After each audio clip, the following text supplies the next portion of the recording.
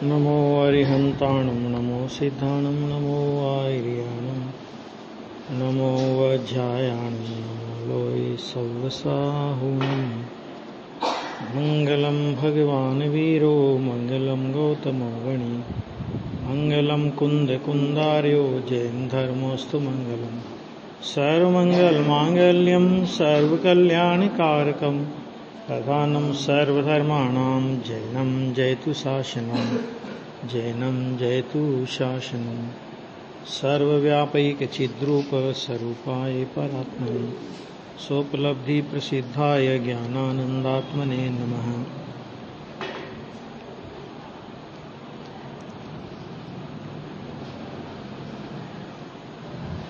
अब ये गाथा है अपनी 205 और 206 है ना। इसमें दो प्रकार के अंतरंग और बहिरंग दो प्रकार के लिंगों की चर्चा उनने की है ना। अन्वयार्थ में अपन ने कल पढ़ा था, तो बहिरंग लिंग की चर्चा करते हुए बताया था कि जन्म समय के रूप जैसा रूप वाला, सिर और दाढ़ी मूछ के बालों का लौंच किया हुआ, शुद्ध माने अकिंचन, कुछ भी नहीं जिसके पास, अकिंचन, और हिंसादि से रहित है ना। ये बाहर की चिन्ह है उसकी, है ना, मुनिराज की। और प्रतिकर्म का मतलब होता है शारीरिक श्रृंगार से रहित। ये शारीरिक श्रृंगार में क्या आता है पता है? अदंत धोवन और अस्नान व्रत, जो 28 मूलगुण में अदंत धोवन और अस्नान होता है ना, इसको बोलते हैं शारीरिक परिकर्म से रहित। माने परिकर्म माने शारीरिक श्रृंगार से रहित, माने ना तो वो स्नान करते हैं मुनिराज और ना दंत धोवन, जैसे अपन ब्रश करते हैं ना, ऐसे मुनिराज नहीं करते हैं। पर ऐसा श्रामण्य का बहिरंग लिंग है। ये तो उनका बहिरंग चिन्ह बताया था, ये चर्चा कल हुई थी। फिर अंतरंग में आया था मूर्छा यानी ममत्व और आरंभ रहित, न तो मूर्छा के परिणाम न तो आरंभ के परिणाम। और कैसा? उपयोग और योग की शुद्धि से युक्त, और पर की अपेक्षा से रहित, पर की अपेक्षा का कोई परिणाम नहीं, ऐसा जिनेन्द्र देव कथित श्रामण्य का अंतरंग लिंग है। कैसा है? जो कि अपुनर्भव कारणम, अपुनर्भव माने दोबारा भव नहीं होवे। तो अपुनर्भव माने दोबारा भव नहीं हो, मैंने क्या कि मोक्ष का कारण है। ये मोक्ष है ना, ये अपुनर्भव है, यानी एक बार किसी का मोक्ष हो गया तो अभी दोबारा उसे अवतार लेना पड़ेगा। बहुत संख्या घट जाएगी संसार में। लोगों को ऐसी कल्पनाएं बहुत चलती है कि भैया सारे जीव चले जाएंगे मोक्ष में, तो फिर यहां तो खाली हो जाएगा, तो क्या करें कि उनका ट्रांसफर करो इधर, जो चले गए थे ना वो मोक्ष में, तो उनको इधर भेजो। ये जिनवाणी पढ़ो भैया, ये पता नहीं कि तीनों काल में जितने सिद्ध होंगे, तीनों काल की बात करते हैं, है ना, कि वो एक निगोद के शरीर को खाली नहीं कर पाएंगे। निगोद के शरीर में तीनों काल के सिद्धों से अनंत गुणे जीव हैं, इसलिए वो तो प्रश्न ही नहीं। और अगर ऐसा मुक्ति अगर ऐसी मिले कि जहां से वापस भव में आना पड़े, तो किसी को राष्ट्रपति बना दो तो बेचारा बूढ़े आदमी को तो राष्ट्रपति बनाते ही हैं। बहुत से तो राष्ट्रपति बनते बनते मतलब उनकी उम्र पूरी हुई जाती, नहीं होवे तो कब बनाते हैं उसको? जब पैर कब्र में लटक रहे हो तब। 80 साल के। अब क्या करता है? वो बनता है तो बेचारा 5 साल के लिए बना, तो जिस दिन से बना उसी दिन से दिन गिनना चालू कर देता है। 1 महीना हो गया भैया आपको, 4 महीने, 4 वर्ष 11 महीने रहे, अब 4 वर्ष 10 महीने रहे, तो वो प्राप्त आनंद को नहीं भोग पाएगा। मतलब क्या है? एक मनोविज्ञान है मनुष्य का कि उसके पास जो प्राप्त है उसको नहीं भोगेगा और अप्राप्त की चाहना करेगा। ये बहुत से लोग मेरे से बोलते हैं, जैसे भी अपना ये गुरुदेव के प्रवचनों का चलता है ना, और जैसे समय सार सिद्धि का मान लो चौथा, पांचवा, छठा भाग आया, तो 6 भाग आ गए, तो लोग बोलते कि 7वां नहीं आया अभी। मैंने कहा 6 पढ़ लिए क्या आपने? तो 6 तो पढ़ लो पहले, जो 6 आए हैं, मैंने कहा उनको तो पढ़ लो। मैंने जो है उसकी चर्चा नहीं, जो नहीं है उसकी चर्चा करेगा। ये एक मनोविज्ञान है मनुष्य का। कहीं आप जाओ कार्यक्रम में, अरे वो भी आने वाले थे ना, वो नहीं आए। मैंने कहा उन्हीं को फोन लगा के पूछो भैया, वो नहीं आए तो मैं क्या करूं उसका। ये एक मनोविज्ञान होता है। तो अगर ऐसे ही मुक्ति में भी अगर ये होने लगे कि भाई इतने साल के बाद इसको जाना ही पड़ेगा, तो भाई साहब उनको तो केवल ज्ञान में भी झलकता होगा कि फिर कब जाना पड़ेगा, तो बड़ी मुश्किल हो जाए वहां को। लेकिन ऐसा कभी होता नहीं। इसलिए प्रवचन सार में पहले आ चुका ज्ञान तत्व प्रज्ञापन में कि मुक्ति की जो दशा है वो व्यय रहित उत्पाद है। व्यय रहित माने मुक्ति दशा का व्यय नहीं होगा। मुक्ति मुक्ति मुक्ति मुक्ति ऐसा उत्पाद तो होगा, सिद्ध दशा ऐसा उत्पाद तो होगा, लेकिन वो व्यय रहित उत्पाद माने जो सिद्ध दशा प्रकट हो गई, अब उस सिद्ध दशा का माना वो ऐसा उत्पाद हुआ है कि अब उसका व्यय नहीं होगा।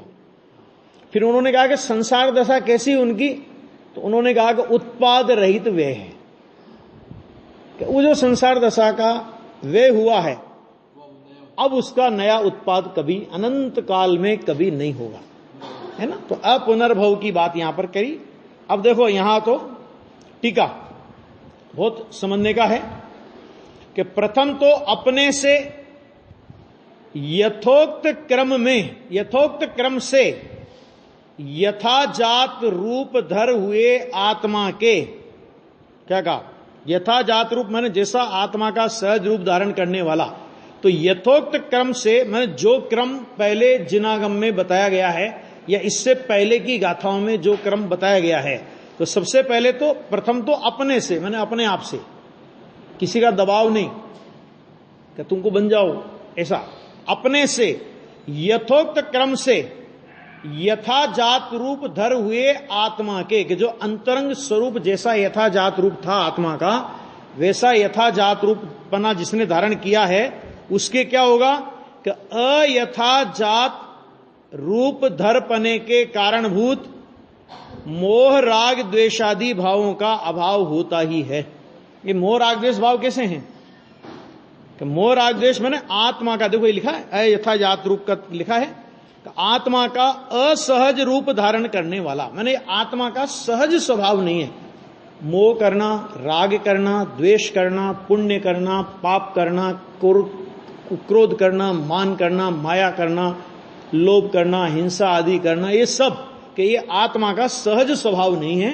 तो इसलिए कहा कि अयथाजात रूप धर पने के कारण भूत मोह राग द्वेषादि भावों का अभाव होता ही है। माने मोह राग द्वेषादि भाव कैसे हैं, मोह राग द्वेषादि भाव कैसे हैं कि वो अयथाजात रूप धर का कारण भूत है। वो माने वो आत्मा का वास्तविक स्वरूप नहीं है। आत्मा कैसा, तो कोई कहे कि राग करे, राग जैसा, कि ऐसा आत्मा नहीं। क्यों, आत्मा के द्रव्य में, आत्मा के गुण में राग करे ऐसा कोई गुण नहीं है। आत्मा की ऐसी योग्यता नहीं है कि वो स्वयं से राग करे, अपने आप से वो राग कर सके, द्वेष कर सके, मोह कर सके, ऐसी आत्मा के स्वभाव में योग्यता नहीं, अपने आप से नहीं कर सकता। जब भी मोह राग द्वेष का परिणाम होगा तब वो पर लक्ष्य से होगा, भले पर से नहीं होगा लेकिन होगा पर लक्ष्य से। पर का लक्ष्य किए बिना राग द्वेष मोह कोई कर नहीं सकता। तो वो यहां पे कह रहे हैं कि मोह राग द्वेषादि भावों का उनको क्या होता है, तो अभाव होता ही है ना।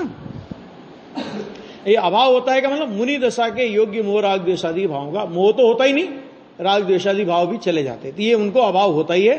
और उनके अभाव के कारण, किनके अभाव के कारण, कि जब आप में मोह नहीं रहा, जब राग नहीं रहा, जब द्वेष नहीं रहा, तो फिर क्या होगा, जो कि उनके सद्भाव में होते हैं। किनके सद्भाव में, कि मोह राग द्वेष के सद्भाव में होते थे। क्या होते थे कि ऐसे, नंबर 1 वस्त्राभूषण का धारण। वस्त्राभूषण का धारण कैसे होता है, कि बिना राग के कभी वस्त्राभूषण का धारण नहीं हो सकता। श्वेतांबरों ने ऐसे बहुत तर्क करेंगे अभी वो कि साहब बिना राग के वस्त्र नहीं हो सकते। वस्त्र ग्रहण करने का विकल्प आया तो ही वस्त्र का ग्रहण होता है। हां, बिना राग के भी वस्त्र कब हो सकता है कि कोई मुनिराज ध्यान में बैठे हैं और कोई ग्वाला है जंगल का या ऐसा कोई आदमी है अनजान जिसको मुनिराज के स्वरूप का पता नहीं, और मुनिराज ध्यान में बैठे और कप कपाती सर्दी है, जनवरी फरवरी जो भी अपने यहां पड़ते हैं ना जैसे, तो वैसी सर्दी है। अब उसको दया आई, उसने कहा अपन इतने कपड़े गरम गरम पहन के बैठे हैं, उसके बाद भी अपन कप कपा रहे हैं, इनके शरीर पर तो एक भी वस्त्र नहीं है। तो उसने अपनी कंबल हटा करके मुनिराज को ओढ़ा दी। समझ आ गया? तो वो मुनिराज के वस्त्राभूषण का धारण नहीं माना जाएगा, वो मुनिराज पर उपसर्ग माना जाएगा। आ गया? और वो जो कंबल पड़ी है ना उनके उसमें, कि वो उनके लिए ज्ञान का गेय है। लेकिन अगर उन मुनिराज को ऐसा परिणाम आ जाए कि बहुत ठंड से ठिठुर रहे थे, अच्छा किया किसी ने कंबल डाल दी, चलो अपन ध्यान में बैठे रहो, अगर ऐसा परिणाम आ गया तो फिर वो मुनिपना खत्म हो गया। तो वो उपसर्ग में तो पांडवों ने मुनिराज को कड़े पहना दे, वो सभी प्रकार के आभूषण बनाए ना लोहे के, और गरम गरम लोहे के आभूषण पहना दिए। गुरुदत्त को कपास के उसमें लपेट करके जला दिया। तो ऐसे शरीर पर ऐसे बाहरी दृष्टि से देखोगे तो परिग्रह दिखेगा, लेकिन चूंकि वो उन्होंने अपने विकल्प पूर्वक ग्रहण नहीं किया है, खुद ने ग्रहण नहीं किया है, किसी ने उनके ऊपर डाल दिया, तो किसी ने उनके ऊपर डाल दिया तो वो उपसर्ग है। और उसमें मुनिराज क्या करेंगे कि जब तक कोई उसे हटाएगा नहीं तब तक वो मुनिराज ध्यान में से नहीं हटेंगे। ख्याल में आ गया? बैठे रहेंगे भले 4 दिन 5 दिन। राजा श्रेणी का आता ही है, 3 दिन तक नहीं हटाया किसी ने तो मरा हुआ सर्प। अब देखना, एक तरफ तो मुनिराज अहिंसा महाव्रत के धारी है ना, तो वो उनको ऐसा विकल्प नहीं आया कि अरे कितनी चींटियां मरेगी इस मरे हुए सर्प के पड़े रहने से, कितनी चींटियों का नाश होगा, तो मैं इसको हटा दूं तो कम से कम इतनी चींटियां तो बचेगी। देखो भैया, ये नहीं है हिंसा का स्वरूप। जिसमें आपका प्रमत्त योग शामिल हो और जीवों का घात हो तो आपको हिंसा का पाप लगेगा। अगर आपका प्रमत्त योग शामिल नहीं है और कोई जीव मर गया, मरी है ना, लाखों चींटियां जो उसमें चढ़ गई थी उनके शरीर पे, तो कोई सारी बची होगी क्या? लेकिन उनको हिंसा का पाप नहीं है उसमें, और उनका अहिंसा महाव्रत खंडित नहीं होता उसमें। और अगर वो सर्प हटा देते अपने हाथ से तो पूरा मुनिपना खंडित हो जाता। आ गया ना? तो ये एक समझने का विषय, ये प्रश्न गुरुदेव श्री से किया था वस्तु विज्ञान सार में, तो उन्होंने कहा कि वस्त्र कोई डाल गया ना तो वो उनके ज्ञान का गेय है, क्योंकि उसमें उनका राग शामिल नहीं है, उन्होंने खुद से ग्रहण नहीं किया। आ गया? ऐसा। अच्छा, फिर सिर और दाढ़ी मूंछों के बालों का रक्षण का मतलब क्या होता है यहां पे?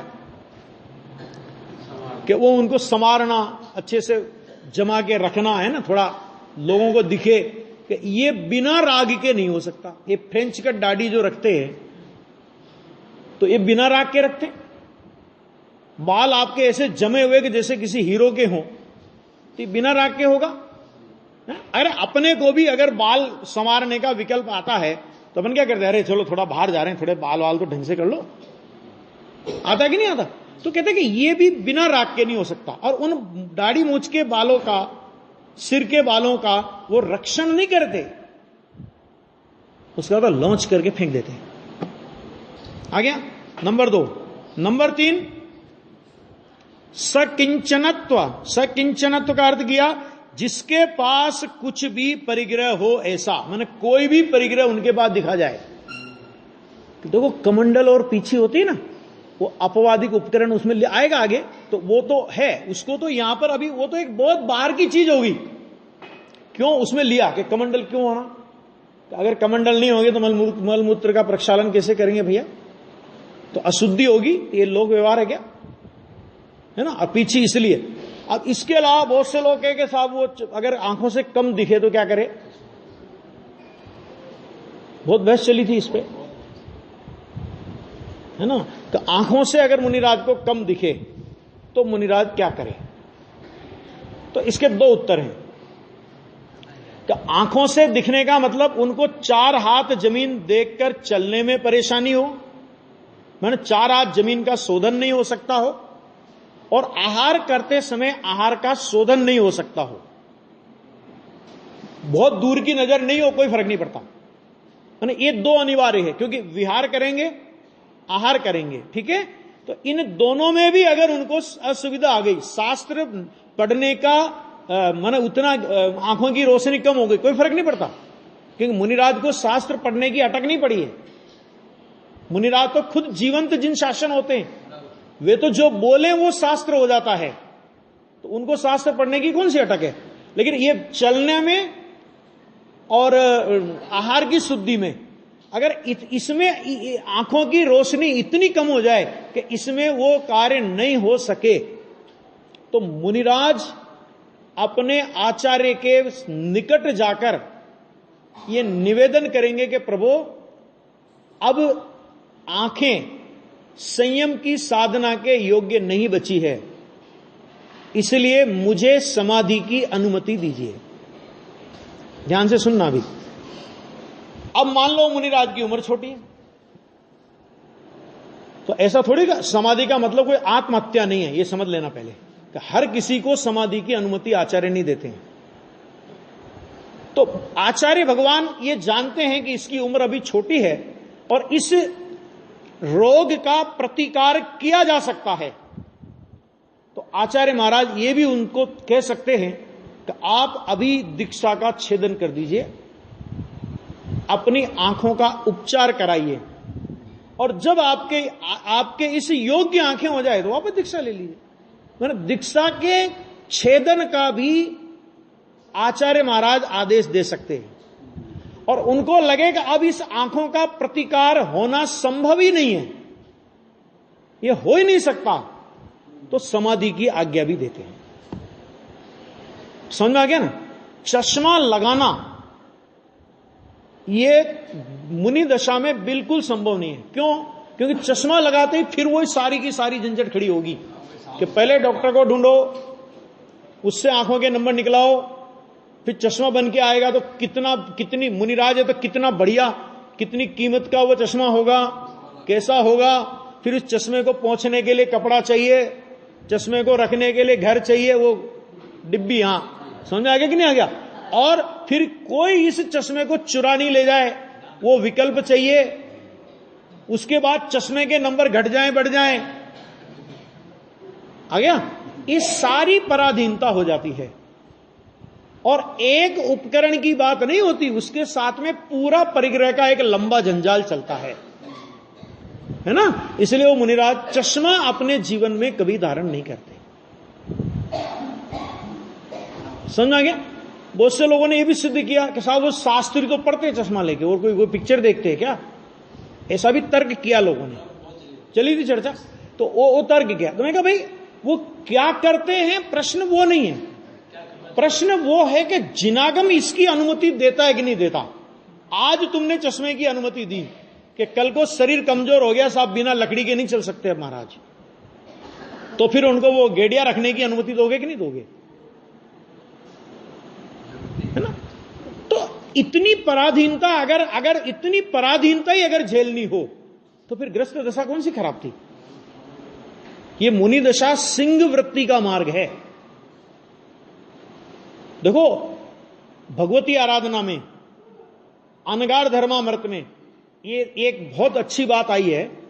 उन्होंने कहा कि शरीर का नेत्र बल, क्या कहा? शरीर का नेत्र बल और हाथ पैरों में जंघा बल, माने खड़े नहीं रह सकने की ताकत हो।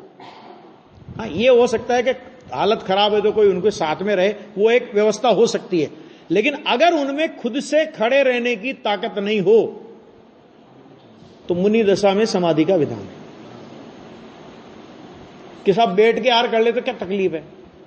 तो 28 मूल गुण में एक बार खड़े रहकर कर पात्र में आहार करने का विधान है।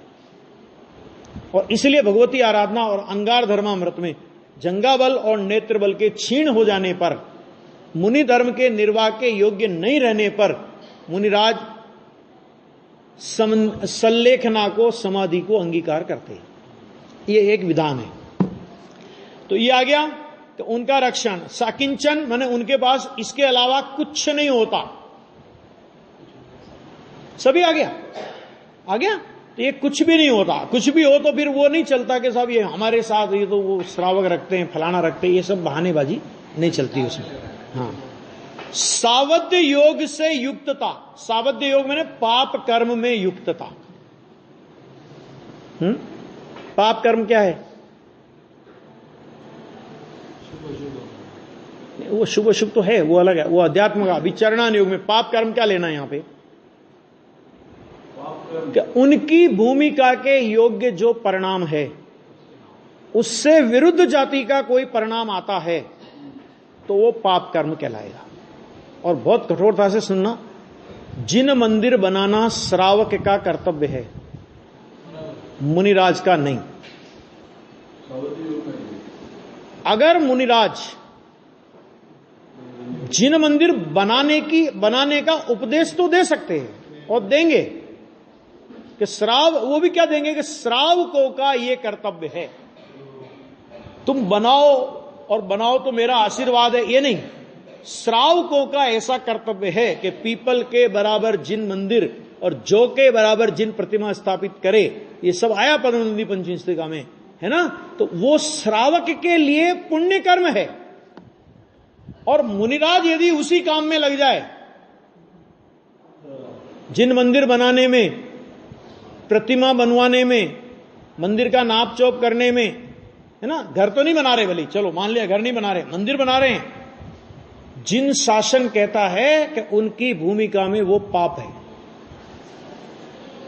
क्यों पाप है? कि मंदिर बनाने में हिंसा होगी और आप हिंसा का कृत कारित अनुमोदना मन वचन और काय से त्याग कर चुके हो, है ना। श्रावक धर्म का उपदेश देते हुए जिन मंदिर के निर्माण का श्रावकों को उपदेश दोगे कि ये श्रावक के धर्म में ये बात आती है, लेकिन खुद उसमें कभी इन्वॉल्व नहीं होंगे, नहीं निकाल सकते। वो अपने दोष खुद का महादोष घुस जाएगा। श्रावकों को ध्यान में नहीं हो तो वो श्रावक जाने उनका क्या है, पूछे तो बता देंगे। दो ये नहीं है। और जब अब ध्यान से सुनना, अब जरा इसी मुद्दे पर सुनना कि जब जिन मंदिर बनाने की प्रक्रिया में वे सम्मिलित नहीं हो सकते, क्योंकि जिन मंदिर आरंभ और सारंभ का कार्य है, और ग्रस्त की भूमिका में वो इसलिए संभव है क्योंकि ग्रस्त ने अपने घर रहने के घर बनाना नहीं छोड़ा है। अपने रहने के लिए मकान बनाता है कि नहीं बनाता? बनाता है ना। तो जो अपने रहने के लिए जिन उसको मकान बनाने का परिणाम आता है, तो उसको जिन मंदिर बनाने का परिणाम भी आएगा। मुनिराज को अपना मकान बनाने का परिणाम नहीं आता, इसलिए जंगल में रहते हैं वे, आ गया। तो मुनिराज को जिन मंदिर बनाने का परिणाम भी नहीं आएगा, अथवा जिन मंदिर की गतिविधि में इन्वॉल्व होने का परिणाम नहीं आएगा। ठीक है। अब जब यही बात है कि जब जिन मंदिर की प्रक्रिया में, जिन मंदिर की निर्माण की प्रक्रिया में, जिन मंदिर में बनने वाली प्रतिमा की प्रक्रिया में कौन सा पत्थर की प्रतिमा बनेगी, कौन सा पत्थर की नहीं बनेगी, मैं नाप बताऊंगा, मैं ये बताऊं, ये सब नहीं। जब ये नहीं हो सकता तो जो सबसे बड़ा प्रश्न आज का चलता है कि सूर्य मंत्र मुनिराज दे सकते हैं कि नहीं दे सकते हैं। योगेश जी ने बहुत कुछ बता दिया है, मुझे बताने की जरूरत नहीं है ना। आपको बता गए ना 10 लक्षण में, हाँ, कि वो कभी भी किसी भी कीमत पर, कभी भी और किसी भी कीमत पर सूर्य मंत्र नहीं दे सकते। क्यों? कि वो प्रतिष्ठाचार्य की क्रिया है। प्रतिष्ठाचार्य किस विधि से देता है कि प्रतिष्ठाचार्य कहता है कि साहब सूर्य मंत्र देते, प्रतिष्ठाचार्य वस्त्र छोड़कर सूर्य मंत्र दे, तो इसका मतलब हो गया ना प्रतिष्ठाचार्य की विधि। मुनिराज के लिए वस्त्र छोड़ करके सूर्य मंत्र देने की विधि की क्या आवश्यकता थी? मुनिराज के तो वस्त्र छूटे हुए हैं। आ गया ना? उसके पीछे बहुत लॉजिक है, क्योंकि पंच कल्याणक प्रतिष्ठा भी आरंभ सारंभ की क्रिया है। ध्यान देना, आपको पंडाल बनाना पड़ेगा, आपको उसमें सारे जो कुछ सारी व्यवस्थाएं करनी पड़ेगी ना, तो अहिंसा होती है कि हिंसा होती है? उसमें हिंसा होती है या हिंसा होती है? हिंसा होती है, लेकिन ग्रस्त की भूमिका में वो हिंसा होती है, हो सकती है, होना अनिवार्य है। क्यों? क्योंकि तुम अपने घर में अपने बाल बच्चों के शादी विवाह नहीं करते क्या? और कार्य नहीं करते क्या? जब ये सब कार्य करते हो तो जिनेंद्र भगवान का पंच कल्याणक प्रतिष्ठा कराने का परिणाम भी आएगा। अरे मुनिराज को क्यों नहीं आता? क्योंकि मुनिराज तो खुद पंच परमेष्ठी में शामिल है। तुम सूर्य मंत्र देने का आग्रह करके अपना पद क्यों गिरा रहे हो? तुम तो वो हो, तुम तो स्वयं पूज्य हो। आप तो चलते फिरते तीर्थ हो, जहां खड़े हो गए वो धरती तीर्थ कहलाती है। मुनिराज का मतलब क्या होता है? सम्मेद शिखर में क्या है? वहां क्या है सम्मेद शिखर में? काय के लिए तीर्थ सम्मेद शिखर? पहाड़ियां और नहीं है क्या? फिर सम्मेद शिखर तीर्थ क्यों है? कि वहां पर ऐसे भावलिंगी संतों के चरण पड़े। तुम अपना पद तो देखो कि आप पंच परमेष्ठी में शामिल हो, आप अरिहंत सिद्ध की पंक्ति में बैठने लायक हो, उनके सामने नहीं, उनकी पंक्ति में बैठने लायक हो, है ना? तो ये सब नहीं हो सकता है। इसे बहुत लॉजिक है वैसे तो, लेकिन अभी उसकी अपन चर्चा नहीं कर रहे। सावध्य योग से युक्तता अगर होगा ना, तो उसमें जितना भी पंच कल्याणक प्रतिष्ठा महोत्सव में सावध्य योग हुआ है, उसके भागीदार वो मुनिराज भी होंगे। नहीं है भाई? उदिष्टार क्यों नहीं करते मुनिराज? उदिष्टार क्यों नहीं करते? कि इसलिए तो नहीं करते कि उनके निमित्त से अगर आपने आहार बनाया तो उस आहार बनाने में जो हिंसा हुई तो उसका दोष मुनिराज को लगेगा, क्योंकि मुनिराज के निमित्त से बनाया है। तो फिर होता क्या है कि श्रावक अपने लिए आहार बनाता है और द्वारा प्रेक्षण करता है। कोई मुनिराज आ जावे, भावलिंगी संत आ जावे, तो उनको पड़गान करके आहार देता। मुनिराज के निमित्त से नहीं बनाता। मुनिराज के निमित्त से आहार बनाने वाला श्रावक कहलाने लायक नहीं, और उनके निमित्त से बना हुआ आहार लेने वाले मुनिराज कहलाने लायक नहीं। ये है वो सावध्य योग में सब आ जाएगा। ये कि सावध्य योग से युक्तता उनकी नहीं होती है। उसके बाद नंबर 5, शारीरिक संस्कार का करना। आ गया ना? शरीर को श्रृंगार करना, है ना? मैंने केस बाल को स्टाइल से रखना, ये सब मुझे किसको दिखाना है? सजा करके आपको दिखाना किसको है? हाँ, देखो तो वो कहा कि संस्कार करना, इन पांचों का अभाव होता है। कौन कौन से 5? याद होना चाहिए कि नहीं होना चाहिए? देखो कौन कौन सा है? वस्त्राभूषण का धारण, सिर दाढ़ी मूछों के बालों का रक्षण, सकिंचनत्व, सावध्य योग में युक्तता और शारीरिक संस्कार करना। और इसमें पूरे के पूरे 28 मूल गुण आ जाते हैं इन 5 में।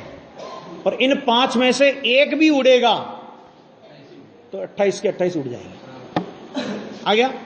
अच्छा, अब उसके बाद देखो, इन 5 का अभाव होता है, जिससे उस आत्मा के क्या होता है? उस आत्मा के नंबर 1, जन्म समय के रूप जैसा रूप, निर्विकार, नग्न, दिगंबर, वस्त्र का धागा नहीं। आ गया ना? वस्त्र का धागा नहीं, ऐसा रूप। नंबर 2, सिर दाढ़ी मूछ के बालों का लॉन्च। और लॉन्च की मैंने कल प्रक्रिया आपको बता दी थी कि लॉन्च के लिए कोई सभा मंडप, कोई भीड़ इकट्ठा करना, ये कोई विधान जैन दर्शन में नहीं है। मूलाचार पढ़ लिया, भगवती आराधना पढ़ लिया, अनागार धर्मामृत देख लो, मूलाचार प्रदीप देख लो, आराधना सार देख लो, आचार सार देख लो, जितने ग्रंथ है वो सब देख लो मुनि धर्म के प्ररूपक। किसी में केस लोच के लिए प्रदर्शन का विधान नहीं है। क्यों? क्योंकि मुनिराज अपने केस लोच की डेट किसी को दिखाते ही नहीं है। क्या है ये? शरीर का मल है, तो शरीर के मल के विसर्जन की डेट बताई जाती है क्या? है ना, वो तो जंगल में जाते हैं, जब उनका टाइम हो गया वहीं केस लोच करके आ जाते हैं। आ गया ऐसा। अब आगे देखो, क्योंकि देखो पद्धति क्या है वो अपने को समझ लेने का है, जो क्या चलता है वो छोड़ दो, वो अपना विषय नहीं है। उसके बारे में अपन बोलेंगे तो भी अपन बहुत तकलीफ में आ जाएंगे आजकल। तो अपने को अपना समझ लेना कि ये विधान है। आगे देखो, शुद्धत्व और हिंसादि रहितता।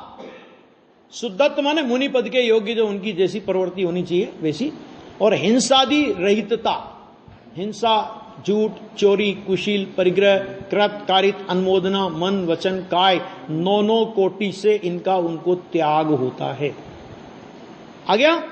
अप्रतिकर्मत्व। अप्रतिकर्मत्व माने शारीरिक श्रृंगार का अभाव होता ही है। आ गया ना?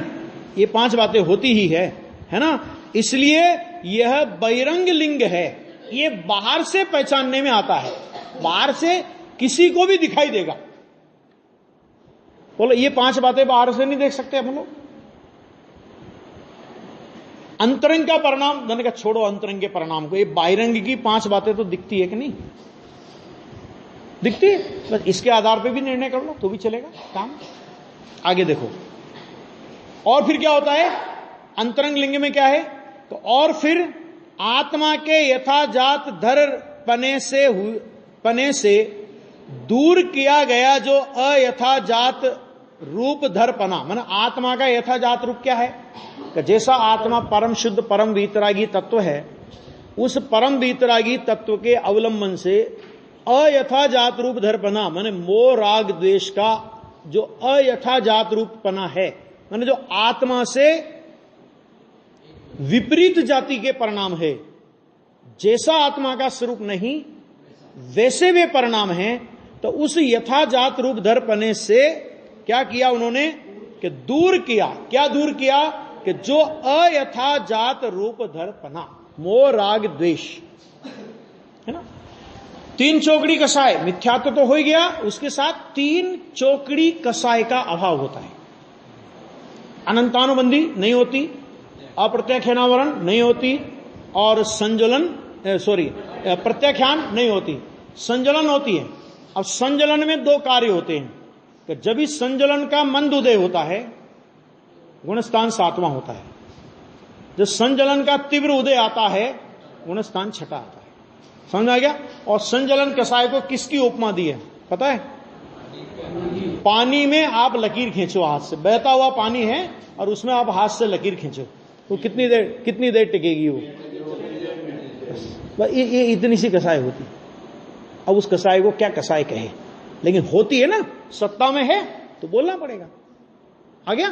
तो वो अयथा इतना 3 चौकड़ी कसाय जितना अयथाजात रूप धरपना तो दूर कर दिया। और जब इतना अयथाजात रूप धरपना दूर किया तो जो बहुत अल्प अयथाजात रूप धरपना रहा उससे उनको क्लीन चिट देने में क्या तकलीफ है? तो कह देते कि नहीं ऐसा।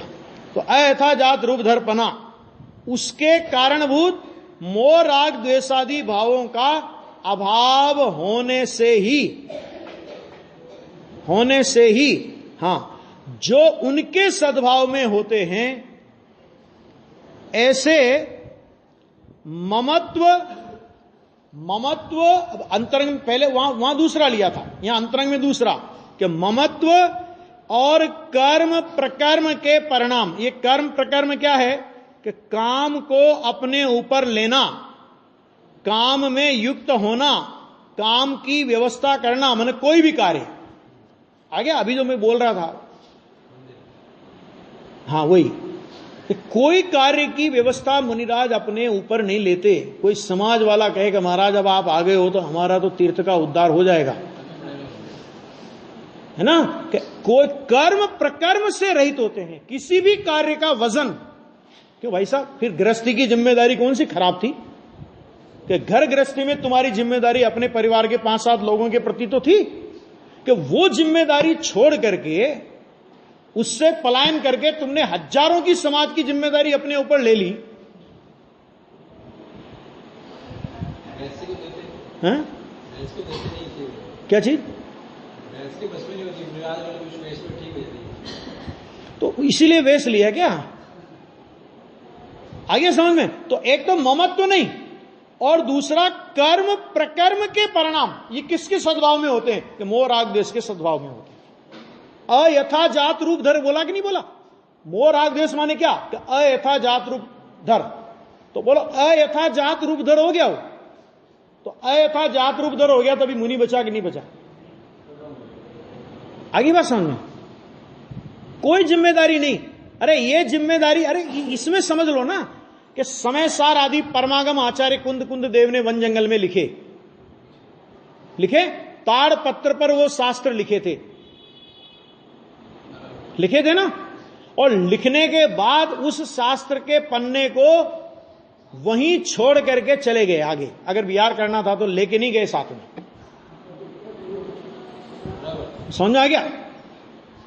ये तो किन्हीं भाग्यवान जो श्रावक वगैरह रहते थे उस जमाने में भी, कि उन्होंने संग्रह किए और अपने को मिल गए, है ना। ये है जब शास्त्र अपने द्वारा लिखे गए और शास्त्र के पन्ने साथ में लेकर के नहीं गए, उनकी जिम्मेदारी अपने ऊपर नहीं ओढ़ी।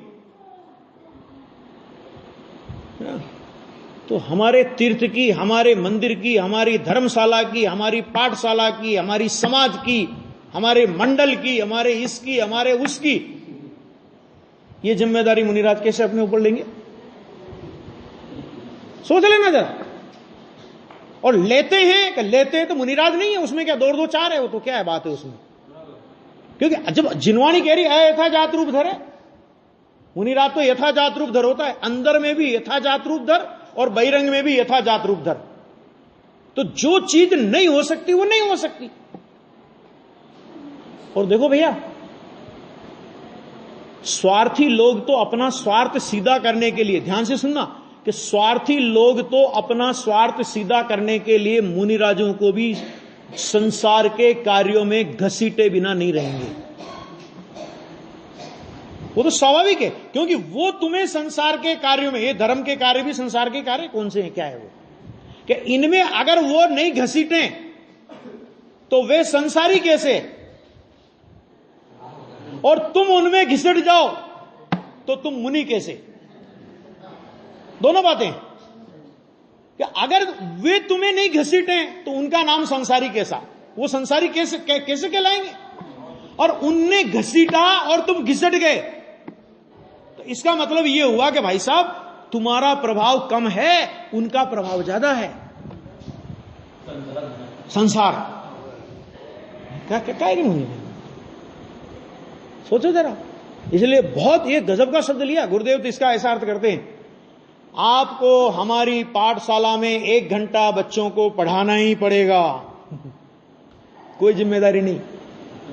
ज्ञानानंद सरावकाचार्य में पढ़ना, ज्ञानानंद सरावकाचार्य बहुत अच्छा ग्रंथ है ब्रह्मचारी रायमल जी का, उसमें पढ़ना कि मुनिराज जंगल में विराजमान हो, पूरा संघ विराजमान हो और श्रावक वहां पर पहुंचे, तो भावना भाता है कि इन मुनिराज का मौन टूटे, इन मुनिराज का ध्यान छूटे, तो हमें उपदेश का लाभ मिले।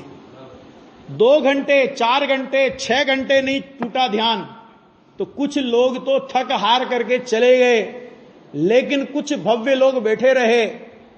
मुनिराज की मुद्रा खुली, मैंने उनका ध्यान मुद्रा खुली, उन्होंने कृपा दृष्टि से उनकी ओर देखा, उपदेश का विकल्प नहीं आया तो उपदेश नहीं दिया।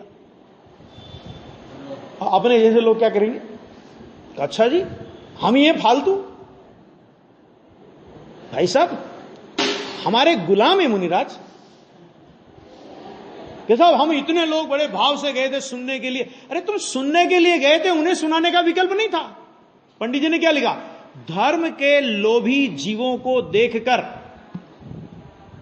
करुणा बुद्धि से वैसा परिणाम हो जाए तो उपदेश देते हैं, नहीं हो तो नहीं देते। तो फिर नहीं दिया तो क्या हुआ? तो उन श्रावकों को क्या विचार आया?